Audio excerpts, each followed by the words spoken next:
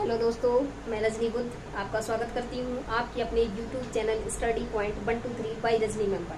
तो देखिए दोस्तों, हमने अभी तक अपने नवोदय विद्यालय के जो पिछले पेपरों में आए हुए पेपर सेट थे वो लगाए थे। अब हम आज पेपर सेट नंबर 1 से लगाएंगे और आगे की 24 पेपर सेटों को सॉल्व करेंगे। अभी हमने जो पिछले ही कुछ वर्षों में आए हुए पेपर सेट थे उसकी हमने जो मैथ का पोर्शन था उसको सॉल्व किया था। अब हम यहाँ पे आज पेपर सेट नंबर 1 से लगाएंगे, जिसमें हम यहाँ पे देखेंगे क्वेश्चन नंबर 41। देखेंगे क्वेश्चन नंबर 41 में क्या लिखा है कि 6 अंकों की सबसे छोटी संख्या लिखनी है जो किस किस से मिलकर के बनी है 5, 7, 9। किस किस से मिलकर के बनी है 5, 7, 9, 5, 7, 9, 3, 2, 0, 3, 2, 0 से मिलकर के बनाई गई हो। हमें कितनी अंकों की संख्या बनानी है? 6 अंकों की संख्या। 6 अंकों की संख्या कैसी होनी चाहिए? और सबसे छोटी कैसी होनी चाहिए? 6 अंकों की सबसे 6 अंकों की सब देखो 6 अंकों की सबसे छोटी संख्या। देखिए 6 अंकों की सबसे छोटी संख्या क्या होगी? अब हमें इसमें सबसे छोटी बनानी है। देखिए बच्चों को सबसे पहले 0 तो लिख नहीं सकते, नहीं तो वो हमारी 5 अंकों की संख्या होगी। हम लिखेंगे 2, 0, 3, 9, 7। छोटी बनानी है हमें, तो 3 के बाद 5 लिखेंगे। हमें इसमें क्या करना है? सबसे छोटी बनानी है 2, 0, 3, 5, 7, 9। तो देखिए बच्चों ये हो गए हमारे 6 अंक और इस प्रकार से हमारे क्वेश्चन नंबर 41 का आंसर हो गया है। आशा करती हूँ बच्चों ये आपको क्वेश्चन समझ में आ गया होगा। अब हम पढ़ेंगे इसका क्वेश्चन नंबर 42। देखिए क्वेश्चन नंबर 42 में क्या है? Question number 42। क्वेश्चन नंबर 42 में क्या बोला गया है कि एक गांव की जनसंख्या 1/3 जनसंख्या अशिक्षित है। यानी हमें क्या दिया गया है कि जो 1/3 जनसंख्या है ये कैसी है? अशिक्षित है। कैसी है? अशिक्षित है। ये अशिक्षित है। तो आप हमेशा मान के चलिए जब ये इतनी अशिक्षित है तो 2/3 कैसी होगी? यहाँ पे लिख देती हूँ, ये 1/3 अशिक्षित है तो 2/3 कैसी होगी? ये हमारी शिक्षित होगी। ये क्या है? हमारी शिक्षित है। ये हमारी शिक्षित है। तो यहाँ पे देखिए ये हमें दोनों की बटे में 3 है, इसलिए हमने क्या मान लिया कि हमारी जो कुल जनसंख्या है, कुल जनसंख्या क्या है? हमारी कुल जनसंख्या। तो देखिए कुल जनसंख्या क्या है? हमने मान लिया 3। अब यहाँ पे देखिए अशिक्षित कितनी है हमने देख लिया है। तो देखिए हमने अशिक्षित में हमने जो माना है उसमें वो 1/3 लिखा है, तो हमने मान लिया कि ऊपर क्या लिखा है 1, तो 1 हमारी अशिक्षित है। यहाँ देखिए शिक्षित कितनी है? क्या देखेंगे? शिक्षित। तो शिक्षित की इस ऊपर क्या लिखा है? 2। यह मतलब है कि हमारी शिक्षित 2 है। इसका मतलब अगर गांव में कुल 3 लोग रहते हैं तो उसमें से 1 लोग बिना पढ़ा लिखा है और 2 लोग ऐसे हैं जो पढ़े लिखे हैं। अब हम चलिए देखते हैं कि आगे हमसे क्वेश्चन में क्या पूछा गया है। अशिक्षित है। यदि अशिक्षितों की संख्या 2064 है, इसकी अशिक्षितों की, यदि यहाँ पे हमें सवाल में दिया गया है कि अशिक्षितों की जनसंख्या, किसकी? अशिक्षितों की जनसंख्या कितनी है? 2064 है। तो हमारे हिसाब से तो अशिक्षितों की जनसंख्या 1 ही आई है। हमसे पूछा क्या गया है? हमसे पूछा गया है, इसको थोड़ा सा मिटा देते हैं। हमसे क्या पूछा गया है? 64 है। तो शिक्षित व्यक्तियों की संख्या हमको बतानी है। किसकी बतानी है? शिक्षित की। किसकी बतानी है? शिक्षित की। तो देखिए शिक्षित की जनसंख्या क्या हो जाएगी? शिक्षित बराबर जो दिया उसका भाग, हमारे हिसाब से शिक्षित की आई है 2, तो हम 2 का इसमें गुणा कर देंगे। तो 4 दूनी 8, 6 दूनी 12 और 2 दूनी 4, यानी 4128 हमारी जनसंख्या कैसी है? ये हमारी शिक्षित है। और इसमें एक सवाल और पूछा गया है हमसे, वो पूछ रहा है कि गांव की कुल जनसंख्या कितनी है। यानी हमसे गांव की जनसंख्या क्या पूछ रहा है? गांव की जनसंख्या। देखिए इसमें हमने वही वाला फॉर्मूले का यूज किया है, जो दिया उसका भाग और जो पूछा उसका गुणा। तो गाँव की जनसंख्या, देखिए गाँव की जनसंख्या कैसे निकलेगी? गाँव की जनसंख्या, तो गाँव की जनसंख्या वही है। देखिए अशिक्षितों की संख्या कितनी दी गई है? 2064। हमारे हिसाब से कितनी दी गई है? 1। हमसे पूछी क्या है? कुल जनसंख्या। कुल हमने क्या मानी है? 3। चलिए गुणा कर देती हैं। 4 × 12 की 2, हंसलाई 1, 6 × 18 और 1, 19, 3 दूनी 6, यानी 6192। 6192 उस गांव की कुल जनसंख्या है, जिसमें से शिक्षित जनसंख्या इतनी है और अशिक्षित जनसंख्या इतनी है। आशा करती हूँ बच्चों ये क्वेश्चन भी आपको अच्छे से समझ में आ गया होगा। अब हम देखेंगे इसका क्वेश्चन नंबर 43। अब हम देखेंगे इसका क्वेश्चन नंबर 43। चलिए अब हमें पढ़ना है क्वेश्चन नंबर 43। क्वेश्चन नंबर 43 में क्या बोला गया है? क्वेश्चन नंबर 43 में बोला गया है कि 2 संख्याओं का योग जो है कोई दो संख्याएं हैं, उनका योग जो है 1050 है यदि एक संख्या दूसरी संख्या से 240 अधिक है। मान लिया हमने बच्चों कि एक संख्या हमारी ये है और एक संख्या हमारी ये है, तो इसमें क्या बोला गया है कि एक संख्या दूसरी से 240 अधिक है। यानी अगर ये a है तो a हमारी a प्लस 240 है, यानी एक संख्या दूसरी से 240 अधिक है। तो ये तो हमने माना है। अब वो कह रहा है यदि दोनों को जोड़ दिया जाए तो 1050 हो जाता है। तो हमारे पास एक संख्या ये आ गई, एक ये आ गई, तो हम दोनों को जोड़ें तो a प्लस 240 प्लस a बराबर, दोनों को जोड़ा तो कितना हो रहा है 1024, 1050, दोनों को जोड़ा तो 1050 हो रहा है। हमसे पूछा क्या गया है 1050, तो वो पूछ रहा है कि दूसरी संख्या क्या है, तो पूछ रहा है कि दूसरी संख्या क्या होगी। चलिए चेक करते हैं इसको। देखिए ये बराबर के दोनों साइड है तो दोनों जुड़ जाएंगे, तो a मिलके कितना हो जाएगा 2a बराबर, ये बराबर क्या हो जाएगा। अब यहाँ देखिए ये लिखा है हमारा 1050 और ये 240 बराबर की साइड आएगा तो काय का हो जाएगा माइनस का, तो यहाँ हो जाएगा 2a बराबर। इसमें से इसको घटाते हैं तो 0 में से 0 गया 0, 5 में से 4 जाएंगी 1 बचेगा और 10 में से 2 जाएंगी 8 बचेगा। अब यहाँ निकालेंगे हम a बराबर, फिर हो जाएगा 810 बटे में क्या आ जाएगा 2।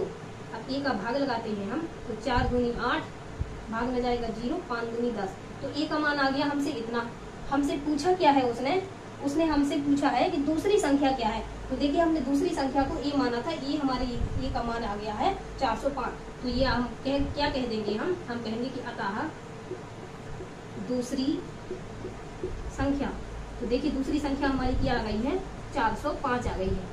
देखिए बच्चों आशा करती हूँ कि आपको ये क्वेश्चन भी अच्छे से समझ में आ गया होगा। अब हम पढ़ेंगे क्वेश्चन नंबर 14। देखिए क्वेश्चन नंबर 14 क्या है, देखिए क्वेश्चन नंबर 14, तो क्वेश्चन नंबर 14 में क्या बोला गया है कि अशोक क्या करता है, अशोक किराए पर ही चावल बेचने का ढोंग करता है। मतलब अशोक नाम का कोई दुकानदार है जो कहता है कि मैं जितने में चावल खरीद के लाया हूँ उतने में ही बेच दूंगा। वो क्या कहता है कि जितने में मैं चावल खरीद के लाया हूँ उतने में ही बेच दूंगा, मतलब ऐसा ढोंग करता है और 1 किलो के बटघरे की जगह 100 ग्राम कम बटघरे का यूज करता है। यानी वो 1 किलो यानी 1000 ग्राम की जगह हमें क्या देता है 900 ग्राम ही देता है। कितना कम तोलता है 100 ग्राम कम तोलता है। अब तोल में मार देता है तो क्या करता है कम तोलता है, कम तोलता तो कम हमें कितना तोलता है 100 ग्राम कम देता है, ये 200 ग्राम है। तो यानी जो हमें है हमसे बोलता है कि हम तुमसे 1000 दे रहे हैं और देता है हमें 900 ग्राम। कितना कम तोलता है 100 ग्राम कम तोलता है। हमसे पूछा क्या गया है इस्तेमाल है, तो उसका प्रतिशत लाभ बताने कि उसने कितने रुपए का लाभ कमा लिया है। तो यहाँ पे देखिए बच्चों हमें कितना कम दे रहा है, वो 100 दे रहा है। हमें कितना कम दे रहा है 100 दे रहा है। कितने पे दे रहा है, हमसे पैसा जो है वो इतना वजन दे रहा है, इतने पे लाभ कमा रहा है, तो कितना आ जाएगा ये 900। ठीक है, और हमसे क्या पूछा है लाभ प्रतिशत, ये हमारा लाभ है, ये हमारा किराया कहलाएगा क्योंकि वो हमें इतना देता है। क्या कहता है इतना देता है, गुणा में हम करेंगे 100।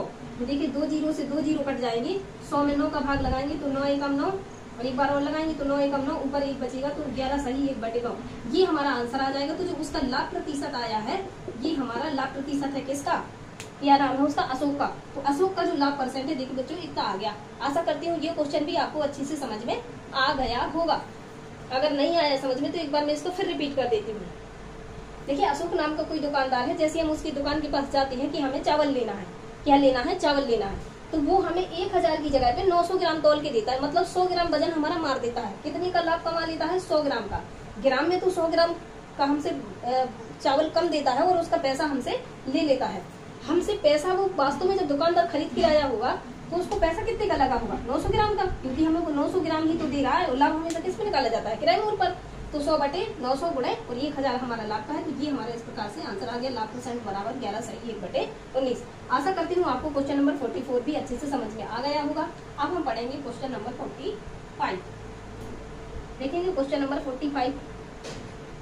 अच्छा ये क्वेश्चन नंबर 45 ही था, 44 छूट गया है, तो क्वेश्चन नंबर 44 हम अब करवा दे रहे हैं।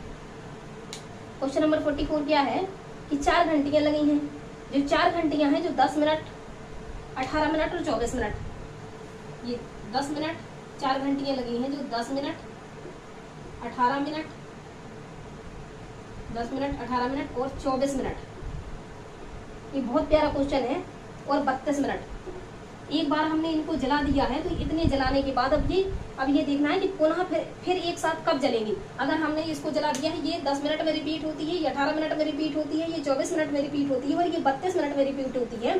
तो अभी एक बार ये रिपीट हो चुकी है, जब ये जलती रहेंगी तो अगली बार कब रिपीट होगी, यानी कितने घंटे बाद इनका रिपीटिशन होगा। तो चलिए अब हम इनको सॉल्व करते हैं। तो जब भी हमसे इसमें रिपीट वाला और घंटियों वाला सवाल पूछे तो आप याद रखिए कि इसमें हमेशा हमें क्या ज्ञात करना है, एलसीएम ज्ञात करना है। क्या ज्ञात करना है, एलसीएम। तो देखिए 10, 18, 24 और 32, इसका हम क्या करेंगे, एलसीएम काटेंगे। देखिए हमने 2 से काटा तो 5, 9, 12, 16, ये इस प्रकार से हमारा एलसीएम। फिर 2 से काटेंगे तो 5, 9, 6, 8, फिर से 2 से काटेंगे तो 5, 3, या 3 नहीं 9 ही आएगा और यहाँ हो जाएगा 4। फिर हम 2 से काटेंगे तो यहाँ 5, 9, यहाँ हमारा 3 ही रहेगा, यहाँ पे 2। फिर से हम 2 से काटेंगे तो ये हमारा 5, 9, 3 और यहाँ आ जाएगा 3। अब हम क्या करेंगे, 3 से काटेंगे तो 5 ज्यों का त्यों रहेगा, 3 तिरका 9, 3 एकम 3, यहाँ पे भी 3। फिर से हम इसे 3 से काटेंगे तो क्या हो जाएगा, 5 और 3 एकम 3, तो ये आ गया हमारा। अब हम इसे 5 से काटेंगे तो ये आ गया। अब हम देखिए ये आया हमारा एलसीएम, यानी 2 दूनी 4 दूनी 8 दूनी 16 दूनी 32, 2 दूनी 4 दूनी 8 दूनी 16 दूनी 32, 3 तिरका 9 पंचे 45। तो ये आ गया टोटल हमारा इतना एलसीएम। ये हमारा है कि ये मिनट में आया है कि इतने मिनट बाद उनका रिपीटिशन होगा, लेकिन हमें इसमें आंसर घंटे में दिया है। अगर हमें इसका आंसर ये घंटे में दिया गया है तो देखिए बच्चों हम क्या करेंगे, मिनट को घंटे में बदलेंगे। तो इसमें क्या करेंगे, 60 का जैसे ही भाग लगाएंगे तो अब ये हमारा जो आंसर आएगा वो किस में आएगा, घंटे में आएगा। अब चलिए हम इसको सॉल्व कर लेते हैं। तो हम इसको 15 से काट देते हैं। 15 की 45 और 15 चौको 60, 15 की 45 और 15 चौको 60 और यहाँ से कट जाएगा 8 चौको 32। अब देखिए हमारा जो घंटे में जो सवाल का आंसर आया है, यानी 8 गुणा 3, तो 8 3 24। अगर घंटियां इसी क्रम में चलती रही तो 24 घंटे बाद फिर उनका रिपीटिशन होगा, जब वो चारों घंटियां एक साथ जल रही होगी। ऐसा कितनी देर में रिपीटिशन होगा, तो ऐसा 24 घंटे में हमारा रिपीटिशन होगा। अगर ये घंटियां इतने इतने मिनट के अंतराल में जल रही हैं तो 24 घंटे बाद ऐसा समय आएगा जब वो हमें चारों ही घंटी एक साथ जलती हुई दिखाई देगी। जब भी घंटियों की बात करें और एक साथ जलने की बात करें तो हमेशा हमें उनका एलसीएम निकालना है। आशा करती हूँ बच्चों आपको क्वेश्चन नंबर 44 भी अच्छे से समझ में आ गया होगा। अब हम पढ़ेंगे क्वेश्चन नंबर 46। अब कौन सा पढ़ेंगे हम, क्वेश्चन नंबर 46। चलिए देखते हैं हम क्वेश्चन नंबर 46 में क्या बोला गया है। क्वेश्चन नंबर 46, तो क्वेश्चन नंबर 46 क्या है, एक वर्ग का क्षेत्रफल 100 वर्ग मीटर है। तो ये जो हमारा वर्ग दिया गया है, वर्ग का क्षेत्रफल कितना दिया गया है, 100 वर्ग मीटर दिया गया है, ठीक है। और वर्ग के अंदर किनारों से सटा हुआ 1 मीटर चौड़ा रास्ता हुआ, तो रास्ते का क्षेत्रफल क्या होगा। तो इसको बहुत अच्छे से समझ लेते हैं बच्चों। देखिए ये हमारा कोई वर्ग बना है इस प्रकार से, ये हमारा वर्ग है, एक वर्ग का क्षेत्रफल 100 वर्ग मीटर है और वर्ग के अंदर, इसके अंदर यानी हमें जो रास्ता बनाना है वो ऐसे बनाना है, इसके अंदर ये हमारा इसके अंदर ऐसा रास्ता बना है। क्या बना है, ऐसा रास्ता बना हुआ। और ये रास्ता जो है कितना है, 1 मीटर चौड़ा है। कितना है ये, 1 मीटर चौड़ा है, यानी यहाँ से यहाँ तक की जो चौड़ाई है पूरी, यहाँ से भी 1 मीटर है, यहाँ से भी 1 मीटर है, सब जगह से कैसा है, 1 मीटर चौड़ा रास्ता हमने बनाया हुआ है। तो हमसे रास्ते का क्षेत्रफल पूछ रहा है कि रास्ते का क्षेत्रफल क्या होगा। तो देखिए मैं इसको 2 विधियों से लगा के दिखा देती हूँ आपको। यहाँ पे यानी हमें इसमें वर्ग की भुजा देखिए क्या दी गई है। अगर इसका क्षेत्रफल 100 वर्ग सेंटीमीटर है तो वर्ग की भुजा जो है वो कितना कहलाएगी, भुजा। तो वर्ग का जो क्षेत्रफल होता है a² बराबर क्या होता है, वर्ग का क्षेत्रफल होता है। तो a का मान कितना आ जाएगा, अंदर रूट लेंगे तो 10, यानी जो हमारी वर्ग की भुजा आई है वो कितनी आई है, 10। तो पहले तो इसका देखिए अंदर की ओर है, तो शॉर्टकट में फॉर्मूला देख लीजिए, ये क्या हो जाएगा 2a। चलिए पहले हम इसे लॉन्ग से लगा लेते हैं। तो हमें वर्ग का क्षेत्रफल तो दिया ही गया है, अंदर का क्षेत्रफल तो दिया, बाहर का तो दिया गया है, अंदर का दिए। देखिए अब जब हम ए वाली लंबाई निकालेंगे तो ये हमारी पहले 10 सेंटीमीटर थी, यहाँ से यहाँ तक, एक यहाँ कम हो गई, एक यहाँ कम हो गई, तो ये कितनी बची 8। और यहाँ से भी कितनी बची 8। एक्चुअल में ही हमारा वर्ग है, आयत नहीं है जो हमने लंबा बना दिया है, ये हमारा क्या है, वर्ग है। क्या है ये, वर्ग है, ये हमारा वर्ग है। अब हम देखेंगे कि जो हमारे अंदर की भुजा भी है ये भी कितनी बची 8। तो अंदर के वर्ग का क्षेत्रफल क्या हो जाएगा, अंदर के वर्ग का क्षेत्रफल। तो देखिए अंदर के वर्ग का क्षेत्रफल क्या हो जाएगा, भुजा 8 है तो हो जाएगा 8 गुणा में 8 यानी कितना हो जाएगा 64। तो बाहर का वर्ग का 100 है, अंदर का 64 है, तो रास्ते का क्षेत्रफल हम यहाँ से निकाल लेंगे, बड़े में से छोटे को घटा देंगे तो यहाँ पे हो जाएगा रास्ते का क्षेत्रफल। तो देखिए रास्ते का क्षेत्रफल कितना आया 100 माइनस 64, तो घटाइए तो 10 में से 4 गई 6 और 10 में से 7 जाएंगे तो यहाँ पे बचेगा 3। तो इसका जो आंसर आएगा वो कितना आएगा, इसका आंसर आएगा 36 वर्ग मीटर। क्या गया आंसर इसका 36 वर्ग मीटर। ये था इसका लॉन्ग कट तरीका। क्या था इसका लॉन्ग कट तरीका। अब हम देखते हैं इसका शॉर्टकट तरीका। देखिए शॉर्टकट तरीका क्या होगा इसका, जब इसमें रास्ता कहाँ बना हो अंदर की ओर, तो इसका अंदर का रास्ता हो जाएगा शॉर्ट रास्ते का क्षेत्रफल। रास्ते का क्षेत्रफल का फॉर्मूला क्या हो जाएगा 2a बराबर a प्लस b और माइनस में यहाँ में क्या हो जाएगा c। मैं यहाँ पे आपको बता दूं कि ये है इसकी लंबाई है, ये क्या है इसकी लंबाई है, यहाँ 2c आएगा, यहाँ पे भी 2c आएगा, यहाँ हो जाएगा 2c a plus b minus 2c। देखिए ये क्या है आपका, ये रास्ते की चौड़ाई है और ये क्या है इसकी लंबाई है और ये चौड़ाई है। हालांकि यहाँ लंबाई और चौड़ाई एक ही है, जो a का मान है वही b का मान है, क्योंकि वर्ग है तो वही लंबाई होगी और वही चौड़ाई होगी। अब हम देखेंगे यहाँ ये 2 हो गया, हमारे यहाँ रास्ते की चौड़ाई 1 मीटर दी गई है, हम इसलिए यहाँ पे 1 लिखेंगे। अब हमें यहाँ पे वर्ग की भुजा यानी लंबाई कितनी दी गई है 10, और ये भी कितनी दी गई है 10, और यहाँ पे कितना हो जाएगा ये 2। चलिए सॉल्व करते हैं। ये हो जाएगा हमारा 2, 10 10 मिलके कितना हो गया 20 माइनस 2, ये हो गया 2। 20 में से 2 घटाया कितना बचा 18, 18 दूनी 76। तो देखिए हमारे ये शॉर्टकट तरीके से आ गया है रास्ते का क्षेत्रफल। इसमें आप ध्यान रखिए ये जो हमारा ए है यही तो एक्चुअल में क्या है हमारी लंबाई है और यही हमारी चौड़ाई है, इसलिए ए और बी के मान सेम है। और ये जो रास्ते का चौड़ाई है ये इसको हमने सी माना है और रास्ते की चौड़ाई हमें 1 मीटर दी गई है, इसलिए इस वैल्यू को हमने इस सवाल में पुट किया तो ये हमारा शॉर्टकट फॉर्म में इसका आंसर हो गया। मैंने दोनों विधियों से बता दिया है, जो आपको अच्छा लगता है आप उससे सॉल्व कर सकते हैं। इस प्रकार से हमने 46 नंबर क्वेश्चन को भी अच्छे से सॉल्व कर लिया है। अब हम देखेंगे 47 नंबर के सवाल को। क्या देखेंगे अब हम 47। तो चलिए देखते हैं कि 47 में क्या दिया गया है। तो 47 में हमसे पूछा गया है कि एक शंकु की त्रिज्या 7 मीटर है। पहले तो हम देखें कि शंकु हमारा होता कैसा है। देखिए ये हमारा शंकु है, ये क्या है हमारा, ये हमारा शंकु है और ये हमारी शंकु की त्रिज्या है। तो हमसे क्या पूछा गया है 47 में कि एक शंकु की त्रिज्या 7 मीटर है, यानी यहाँ से यहाँ तक की जो लंबाई है वो कितनी है 7 मीटर है। तो शंकु की त्रिज्या 7 मीटर है और शंकु की त्रिज्या को 10% बढ़ा दिया जाता है। तो नए शंकु तथा पहले शंकु के आयतन बताना है हमें। देखिए पहले ये शंकु की त्रिज्या कुछ रही होगी, पहले ये शंकु की त्रिज्या भी कितनी है 7 मीटर है। तो अब हमें ये बताना, देखिए पहले हम देखेंगे यहाँ पे शंकु का आयतन का सूत्र होता क्या है। देखिए पहले इसकी त्रिज्या 7 सेंटीमीटर है। अब जो नया शंकु बनाया है हमने, ये जो नया शंकु बनाया है इसकी त्रिज्या पहले वाले शंकु से 10 सेंटीमीटर बढ़ा के बनाया है। क्या किया है 10 सेंटीमीटर बढ़ा के बनाया है। तो जो इसकी त्रिज्या है वो कितनी है 7, ये कितनी है इसकी जो त्रिज्या रही होगी, अब इसकी त्रिज्या हो गई 7 + 10%, यानी ये 10% हमने और अधिक बढ़ा दिया है इसकी त्रिज्या से। अब हम देखेंगे इनके आयतन में क्या अंतर होगा। तो देखिए यहाँ पे आयतन में क्या अंतर होगा। शंकु के आयतन का सूत्र होता है πr³ πr²h। ये हमारे शंकु का आयतन है। शंकु का आयतन क्या है πr²h।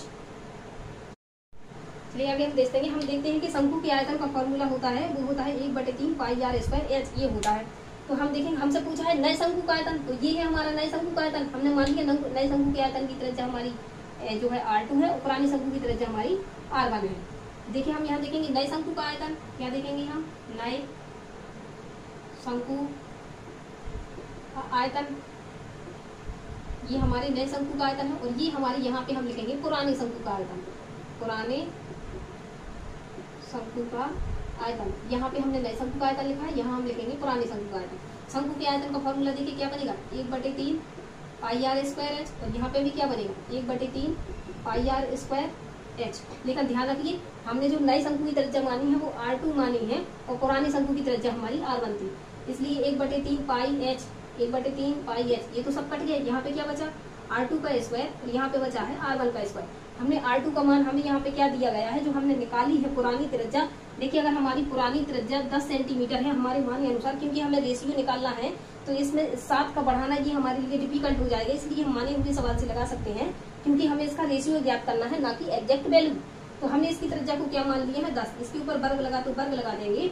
R1 की त्रिज्या देखिए हमारी R2 की त्रिज्या कितनी आई है 11 और लाइट की त्रिज्या कितनी है 10, इनके ऊपर वर्ग लगा तो वर्ग लगा देंगे। 11 का वर्ग होता है 121 और 10 का वर्ग होता है 100। यही हमारा उनकी त्रिज्याओं में अनुपात हो जाएगा। आशा करती हूँ बच्चों ये क्वेश्चन भी आपको अच्छे से समझ में आ गया होगा। अब हम पढ़ेंगे इसका क्वेश्चन नंबर 48। अब हम कौन सा पढ़ेंगे इसका क्वेश्चन नंबर 48। चलिए देखते हैं क्वेश्चन नंबर 48 की क्या बोल रहा है। 48 क्वेश्चन नंबर 48 देखो, क्वेश्चन नंबर 48 में क्या बोला गया है, इसमें बोला गया है किसी संख्या में, कोई संख्या है तो किसी संख्या में 119 से भाग देने पर शेष फल जो है वो कितना आता है 65 रह जाता है। यदि उस संख्या में 17 का भाग दिया जाए तो शेष फल क्या रह जाएगा। देखिए कोई संख्या है हमारी कोई संख्या में 119 से भाग दिया जाता है, यानी हमारी कोई संख्या है यहाँ पे, और इसमें अगर हम 119 से भाग देते हैं, क्या देते हैं 119 से भाग देते हैं इस संख्या में, तो जो हमारा शेष फल है वो कितना रह जाता है 65 शेष रह जाता है, 65 शेष रह जाता है। अब हमें देखना है बच्चों, यदि हमें इसमें 17 से भाग देना है तो शेषफल क्या रहेगा, यानी अगर यही संख्या होगी जो यहाँ, और यदि इसी में हम क्या करेंगे 17 का भाग देंगे तो हमें बताना है कि हमारा शेषफल क्या बचेगा। तो देखिए बच्चों, पहले हम इसका इसमें भाग देंगे तो यहाँ पे हमारा कुछ आएगा। अब देखिए यहाँ पे हमारी कोई संख्या होगी, मान लीजिए ये हमारा x है और ये मान ली हमने यहाँ पे y बार भाग दिया। तो अब हमें यहाँ पे अगर x का मान निकालना है तो देखिए क्या होता है, भाज्य बराबर क्या होता है भाजक गुणन भागफल प्लस शेषफल, यानी 119 गुणा y और प्लस में क्या आएगा 65। अब यहाँ पे देखिए अब ये संख्या निकल के आ गई है, इसी में हमें 17 का भाग लगाना है।